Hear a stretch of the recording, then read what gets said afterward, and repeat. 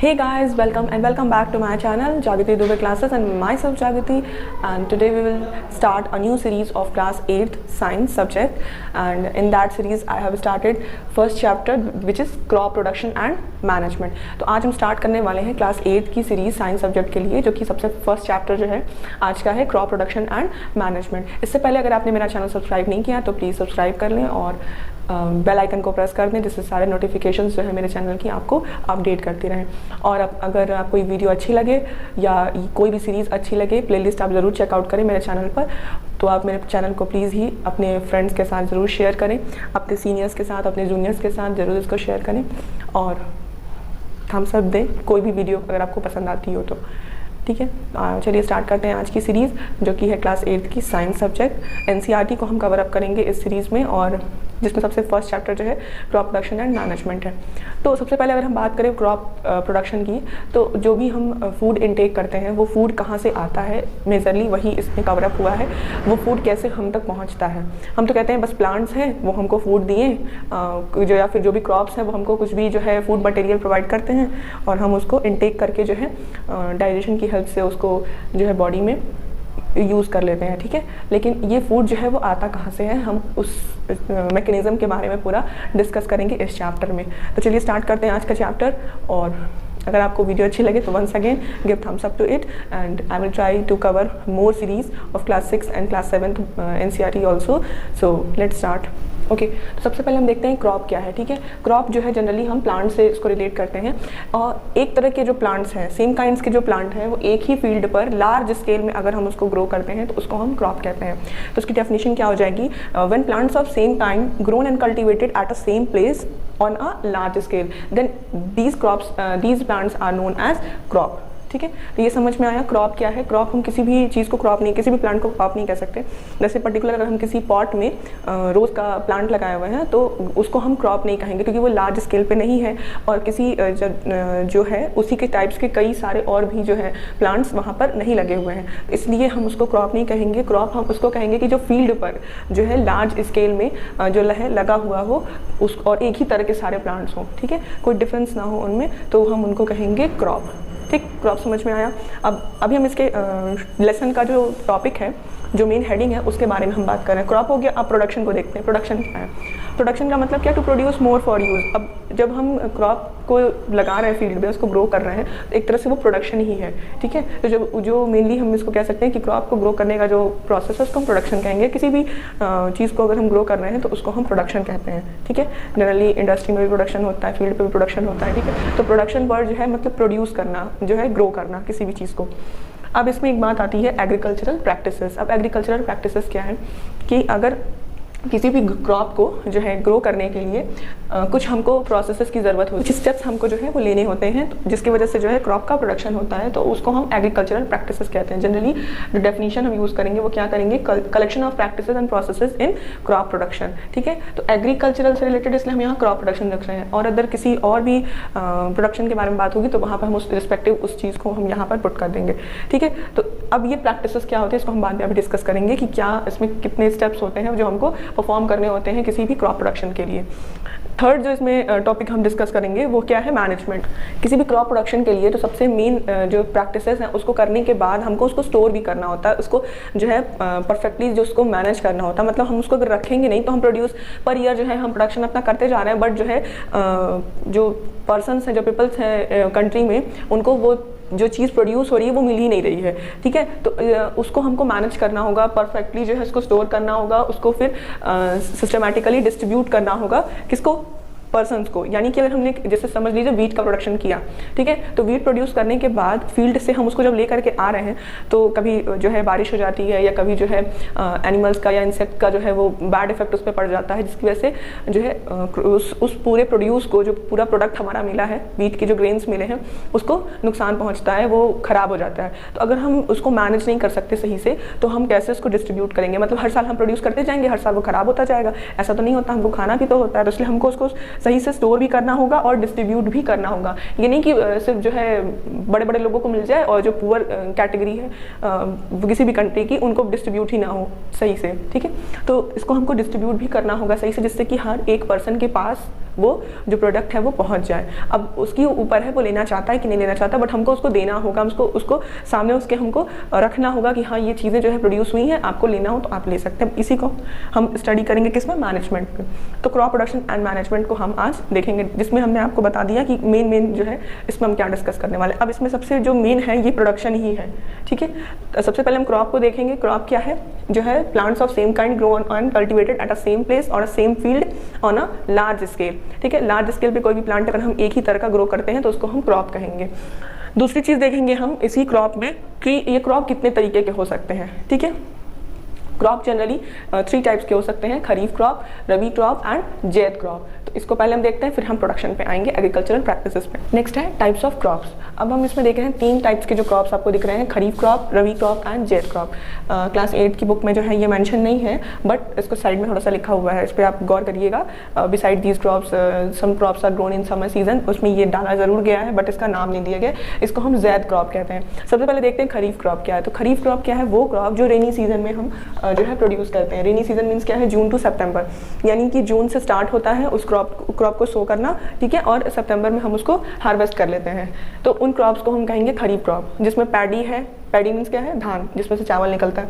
मेज, soybean, cotton, groundnut etcetera, मतलब और भी इस टाइप के जितने भी हैं जिसको पानी की ज़्यादा ज़रूरत होती है, ऐसे प्लांट्स को हम रेनी सीजन में जो है उसको हम सो करते हैं, उसको प्रोड्यूस करते हैं, ठीक है। नेक्स्ट क्रॉप जो है वो रबी क्रॉप है। रबी क्रॉप किस में ग्रो होता है, विंटर सीजन में। अब वो क्रॉप्स जिनको पानी की ज़्यादा ज़रूरत नहीं है, जो बिना पानी के ज़्यादा, ये नहीं कि मतलब उनको पानी नहीं देना है, मतलब वो ज़्यादा एक्स्ट्रा जो वाटर कहते हैं हम, एक्स्ट्रा वाटर। अब जैसे कभी देखा होगा गर्मियों में जो रेनी सीजन के टाइम पे आप कभी फील्ड की तरफ गए होंगे जहाँ क्रॉप लगी हुई होती है, तो वहाँ पे देखा होगा कि जो है घुटने तक से थोड़ा नीचे तक जो है खेत में पानी लगा होता है, ठीक है। पानी लगा होता है, उसमें थोड़े थोड़े जो है क्रॉप ऐसे दिखती रहती है। सोचते हैं इतना पानी क्या होगा, वो पैडी की जो होती है फसल होती है, ठीक है, धान की खेती होती है, तो उसमें फील्ड में पानी भरा होना ज़रूरी होता है। जब तक पानी सफिशिएंट नहीं मिलेगा इसकी खेती नहीं हो पाएगी। लेकिन विंटर सीजन में ऐसा नहीं देखा होगा। जब ठंडियों में गए होंगे फील्ड की तरफ, कभी भी गए होंगे अगर, तो गौर करिएगा तो कभी भी आपको जो है, कभी देखा है जो वो सरसों के जो पीले पीले फूल होते हैं उसमें कभी पानी लगा हुआ देखा है फील्ड में? नहीं देखा है, क्योंकि जो है उन क्रॉप्स को ज़्यादा पानी की जरूरत नहीं है। ज़्यादा पानी मिल गया तो वो जरूर खराब हो जाता है। जैसे कहते हैं ठंडियों में कभी कभी ज़्यादा बारिश हो जाती है या स्नोफॉल हो जाता है, तो जो है क्रॉप्स जो है वो खराब हो जाते हैं। तो उन क्रॉप्स को हम कहेंगे रबी क्रॉप, जो विंटर सीजन में सो होते हैं, यानी कि अक्टूबर में उसको हम सो करते हैं, मार्च टू अप्रैल में हम उसको हार्वेस्ट कर लेते हैं, यानी हमको जो है ग्रेन्स जो है या जो भी उसके जो सीड्स हैं वो हमको मिल जाते हैं। इसमें वीट, पी, ग्राम, मस्टर्ड, लिंसीड एक्सेट्रा इस टाइप के जो है plant. Third and the last जो है क्रॉप, जैद क्रॉप, ये क्या है? इन दोनों क्रॉप्स के बीच में अब देखिए मार्च या अप्रैल में जब हम इसको हार्वेस्ट कर लेते हैं रबी क्रॉप को, तो मार्च से लेकर के हमारे पास जून तक का समय जो है वो खाली होता है। इसमें कोई क्रॉप नहीं प्रोड्यूस कर सकते हैं, क्योंकि ये दोनों क्रॉप जो है वो अपने सीजन में ही प्रोड्यूस होंगे। इंडिया जो है बहुत ही वास्ट कंट्री है, यहाँ पे डिफरेंट टाइप के आपको सीजन देखने को मिलेंगे। अगर नॉर्थ में जाएंगे आप तो नॉर्थ में आपको ज़्यादा ठंडी दिखेगी, नॉर्थ ईस्ट में जो है रेनफॉल ज़्यादा होती है, ऐसे साउथ में ज़्यादा रेनफॉल होती है। वेस्ट के साइड में, राजस्थान साइड में जाते हैं तो वहाँ पर रेनफॉल होती ही नहीं है। तो इस तरह से हम देखते हैं कि जो सीजन है वो बहुत ही वास्ट देखने को मिलेगा आपको। तो ये पर्टिकुलरली ये नहीं कहना है कि जून टू सितंबर पूरे इंडिया में जो है वो हम पैडी को ग्रो कर सकते हैं, ऐसा नहीं कह सकते, क्योंकि किसी किसी एरिया में क्या है, रेनफॉल बहुत कम होती है इस सीजन में भी, तो वहाँ पर ये क्रॉप का प्रोडक्शन ही नहीं होता है, वहाँ पर हम ज़्यादातर यही देखेंगे, ठीक है। ऐसे कभी आपने गौर किया होगा साउथ के लोग ज़्यादातर इडली डोसा क्यों खाते हैं?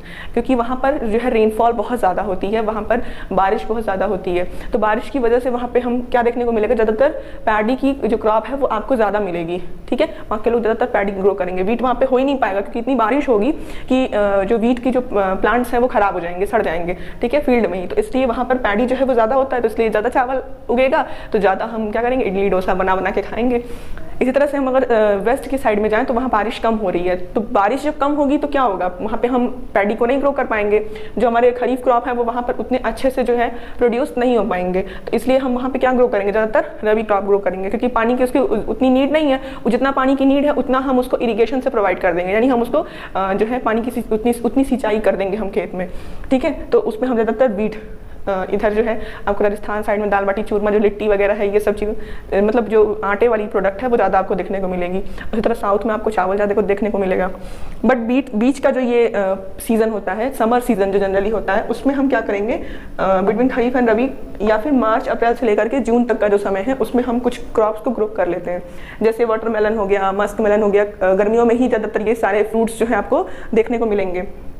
कुछ पल्सेस हो गई, वेजिटेबल्स हो गए, डिफरेंट टाइप्स के वेजिटेबल्स हो गए, डिफरेंट टाइप्स की पल्सेस हो गई, डिफरेंट टाइप के फ्रूट्स हो गए जो सिर्फ समर में ही आपको देखने को मिलेंगे, वो हम इसी खरीफ एंड रबी क्रॉप के बीच में ही इसको हम प्रोड्यूस कर लेते हैं और इसको हम जैद क्रॉप कहते हैं।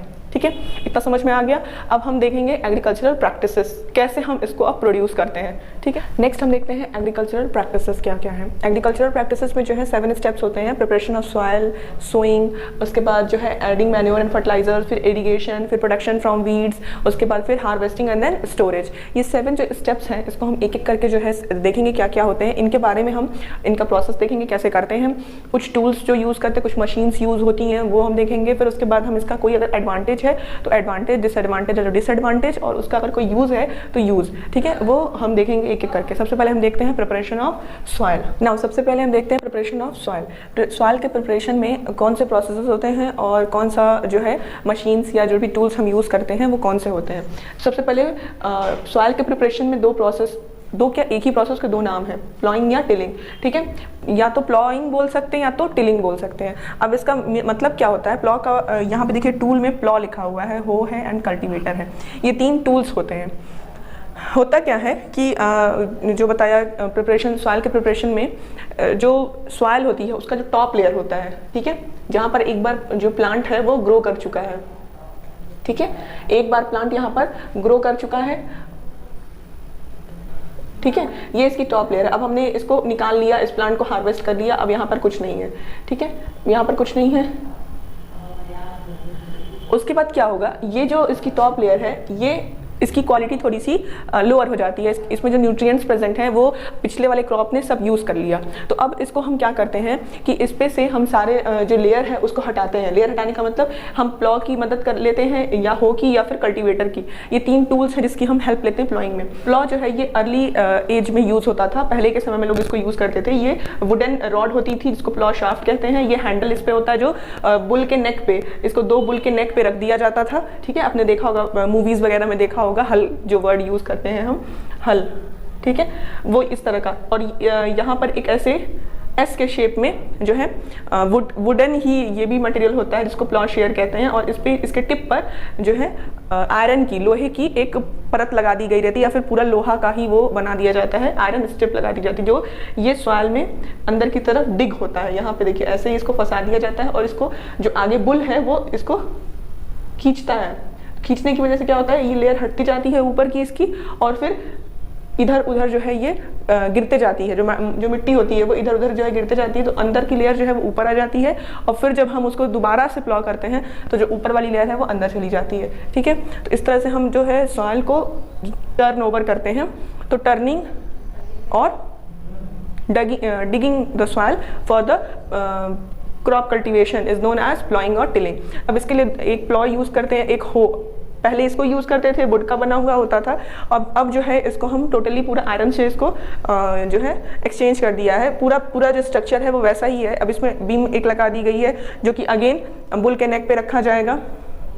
ये ग्रिप है, हैंडल है इसका, जो हम पकड़ते हैं ऐसे करके, और फिर उसको आगे की तरफ हम ऐसे पुश करते हैं। इसकी हेल्प से इसको हम पुश करते हैं जिससे वो आगे खींचता है। ठीक है, सॉरी, इसका शेप इधर की बजाय इधर होगा। ठीक है, इसका जो शेप है वो इधर इसका मुंह होगा। ठीक है, इस तरफ होगा जैसे इसका है। रॉड है, ये हो गया। और ये कल्टीवेटर है। अब इसमें क्या होता है, ये भी एक आयरन का बना करके, इसमें कई सारे जो हैं वो टिप्स जो होते हैं, इसके आयरन के टिप्स लगे होते हैं। और इसको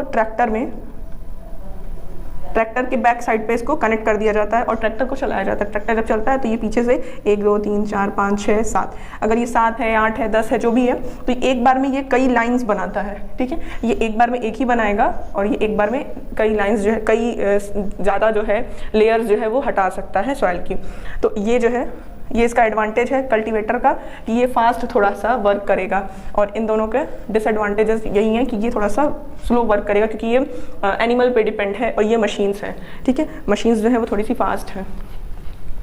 तो ये समझ में आया प्रिपरेशन, सॉइल का प्रिपरेशन कैसे होता है, प्रोसेस और टूल्स कौन से हैं। अब नेक्स्ट हम देखते हैं सोइंग कैसे होती है। नेक्स्ट है सोइंग। अब हम सोइंग के लिए क्या करते हैं, बीज को बोना है, ठीक है। अब पहले तो हम सीड सेलेक्ट करेंगे। फर्स्ट प्रोसेस जो होगा सिलेक्शन ऑफ सीड, यानी जो बीज हमको जो सो करना है, जो बोना है जिस बीज को, उसको हमको सेलेक्ट भी करना होगा। गुड क्वालिटी सीड्स होंगी और कुछ बैड क्वालिटी सीड्स भी होंगी।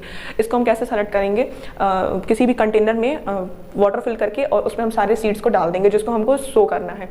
डालने के बाद जो है कुछ ही सेकंड्स में कुछ सीड्स जो होंगी वो ऊपर फ्लोट करने लगेंगी वाटर के लेयर पे, और जो कुछ सीड्स होंगी वो सिंक डाउन हो जाएंगी। तो जो सिंक डाउन हो जाती हैं सीड्स, उसका मतलब है कि वो गुड क्वालिटी सीड्स है, यानी उस पर इंसेक्ट्स ने कुछ भी हार्मफुल इफेक्ट नहीं डाला है अपना, वो सीड्स अभी खराब नहीं हुई हैं।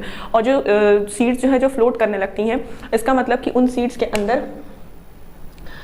अंदर जो है कुछ बचा नहीं है, यानी जो इंसेक्ट्स हैं वो इसको खराब कर चुके हैं, और अंदर जो है हॉलो स्पेस है सिर्फ, यानी खाली जगह है, ठीक है। हॉलो स्पेस का मतलब हो गया कि जब वो खाली होगी तो वो ऊपर की तरफ तैरने लगेगी, वो लाइटर हो जाएंगे, ठीक है, हल्के हो जाएंगे वो, तो इसलिए वो फ्लोट करेंगे, ठीक है। यहाँ पर वो सीड्स जो है यहाँ पर वो फ्लोट करेंगी और कुछ सीड्स जो है वो सिंक डाउन हो जाएंगी। तो जो सिंक डाउन हो जाएंगी उन सीड्स को बोलते हैं गुड क्वालिटी की सीड्स, गुड क्वालिटी सीड्स, ठीक है। और जो फ्लोट कर रही हैं वाटर में वो बैड क्वालिटी के सीड्स हैं, ठीक है। तो सीड का सिलेक्शन हो गया। अब हमको उनको सो करना है। तो सो करने के लिए दो टूल्स जो है वो यूज़ होते हैं। अर्ली एज में ट्रेडिशनल टूल जो यूज़ होता था वो क्या होता था, ये प्लॉ के साथ ही एक फनल टाइप का जो है वो लॉन्ग फनल जो है वो लगा दिया जाता था, और यहाँ पर आगे से ये सॉइल के अंदर डिग करता था, ठीक है। इसको उठाते थे, डिग होता था, और इसके बाद ये इसमें सीड जो है वो डालते थे, और ये सीड यहाँ से होकर के यहाँ पे आ जाता था। उसके बाद से पैर से इसको मिट्टी को दबा देते थे, फिर इसको उठा लेते थे, फिर अगली जगह पे जाके धंसाते थे, जमीन के अंदर इसको इंसर्ट करते थे, और उसके बाद फिर इसमें से सीड डालते थे, यहाँ चला जाता था, फिर पैर से मिट्टी को दबा देते थे, ठीक है। तो इस तरीके से ट्रेडिशनल टूल जो है वो वर्क करता था। बहुत ही टाइम टेकिंग था और बहुत ही लेबोरियस ये मेथड था। अब जो टेक्नोलॉजी आई तो सीड ड्रिल जो है एक मशीन का जो है वो स्टार्ट हो गया यूज़ होना।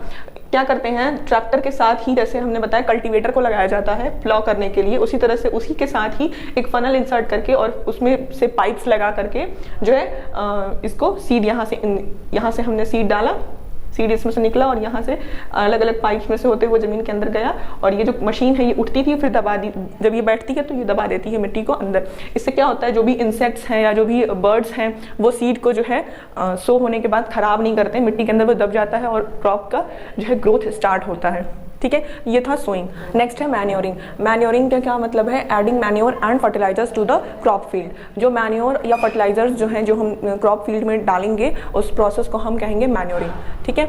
अब मैन्योर्स और फर्टिलाइजर में डिफरेंस होता है, ये दोनों ही यूज़ होते हैं सॉइल में न्यूट्रिएंट्स को ऐड करने के लिए, ठीक है। सॉइल में जो भी यूजफुल मटेरियल्स होते हैं उसको ऐड करें ताकि प्लांट जो है उनकी ग्रोथ अच्छी हो।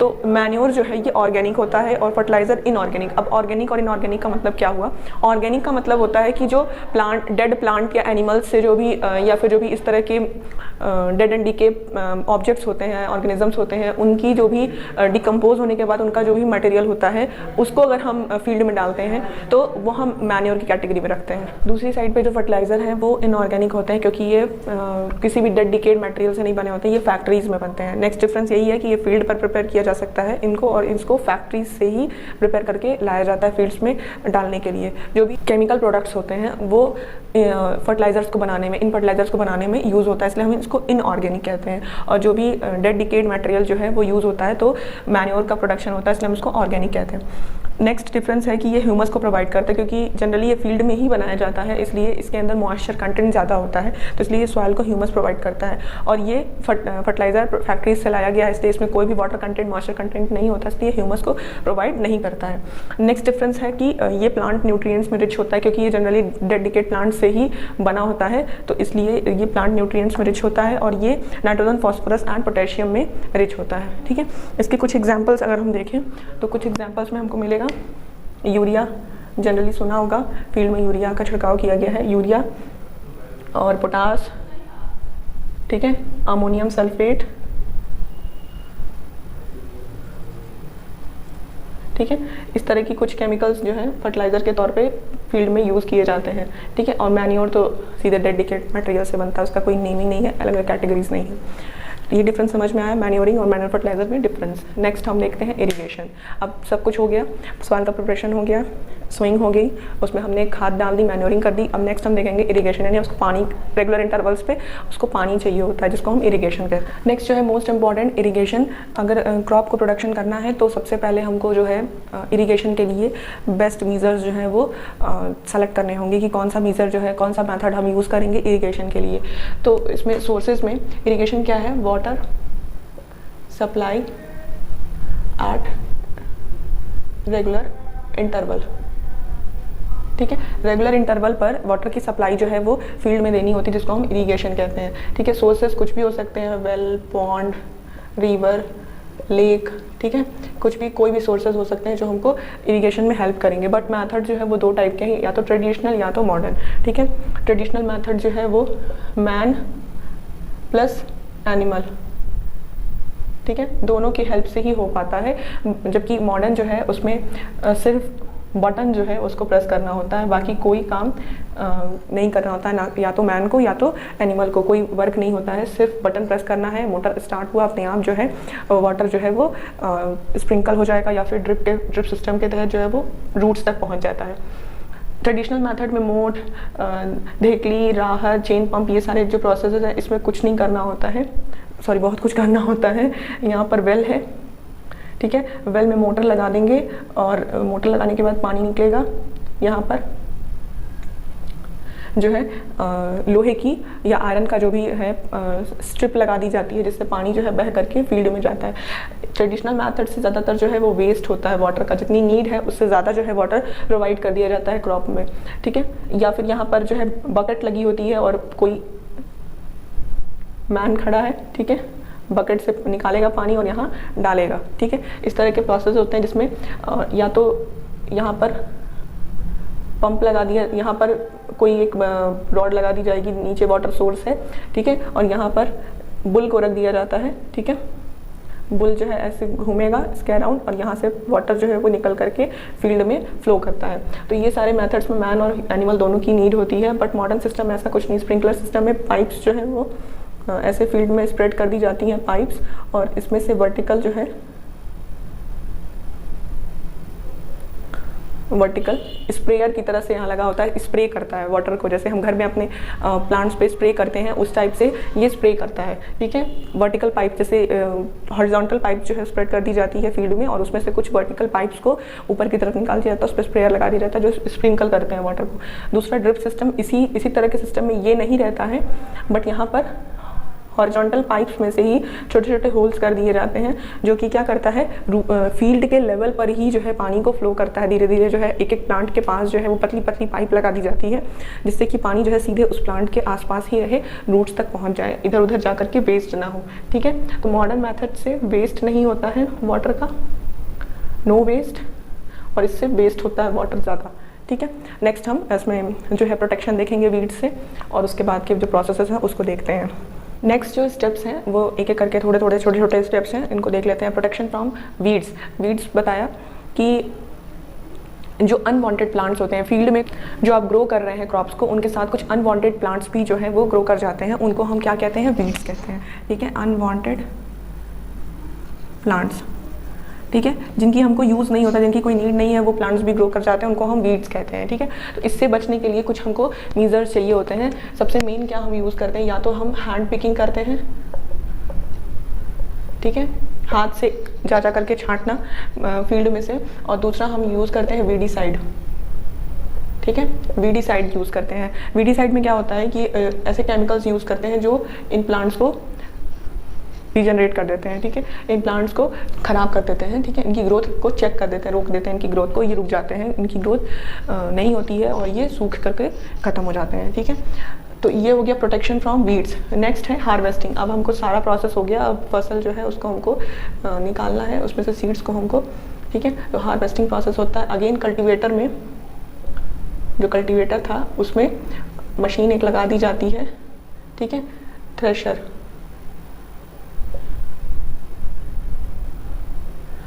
मशीन लगा दी जाती है, जो कि काटती है, काट करके जो भी सीड्स होते हैं उनके ऊपर के पार्ट्स को, ये जो सीड्स हैं, ठीक है,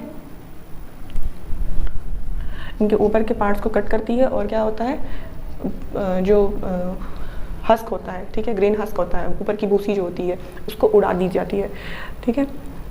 ये हो गया हार्वेस्टिंग।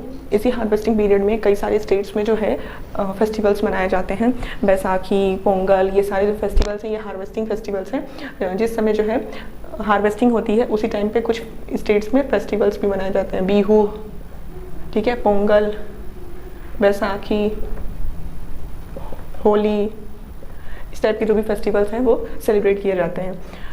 लास्ट है स्टोरेज। अब बताया कि जितना इम्पॉर्टेंट पूरे क्रॉप को प्रोड्यूस करना नहीं है उतना ज़्यादा इम्पॉर्टेंट है उसको स्टोर करना, ठीक है। तो स्टोरेज के लिए सबसे इम्पॉर्टेंट जो है वो क्या है, ग्रेनरीज, ठीक है, कोल्ड स्टोरेज, ये सारी जगह होती हैं, ग्रेनरीज, कोल्ड स्टोरेज, ये सारी जगह होती हैं। ग्रेनरीज में क्या होता है, जितने भी ग्रेन्स होते हैं, पल्सेस होती हैं, वो सारी चीज़ें रखी जाती हैं जो अनाज वाली चीज़ें होती हैं। और कोल्ड स्टोरेज में वो फ्रूट्स और वेजिटेबल्स रखे जाते हैं जो कि ख़राब हो सकते हैं, ठीक है। ठंडी जो होती है मशीन्स लगी होती हैं कूल करने के लिए, वैसे स्टोरेज को कोल्ड स्टोरेज कहते हैं। तो वहाँ पर उन टाइप्स के वेजिटेबल्स और फ्रूट्स को रखा जाता है जो कि समर सीजन में ख़राब हो सकते हैं, ठीक है। तो ये था पूरा प्रोटेक्शन, वीट और हार्वेस्टिंग और फिर स्टोरेज।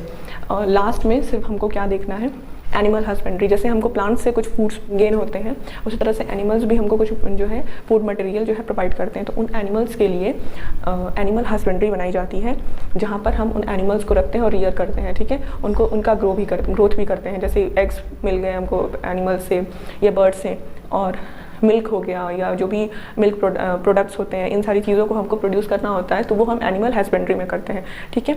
तो ये टॉपिक आज का यहीं खत्म होता है। नेक्स्ट वीडियो में हम डिस्कस करेंगे कुछ टर्मिनोलॉजीज़ जो एनसीईआरटी की बुक्स में दी हुई हैं और question and answers for class 8, ठीक है। तो stay safe, stay at home and watch my videos, and yes, also subscribe my channel and please share with your friends, your seniors and juniors, and thank you for today's video. Stay tuned for more. Thank you.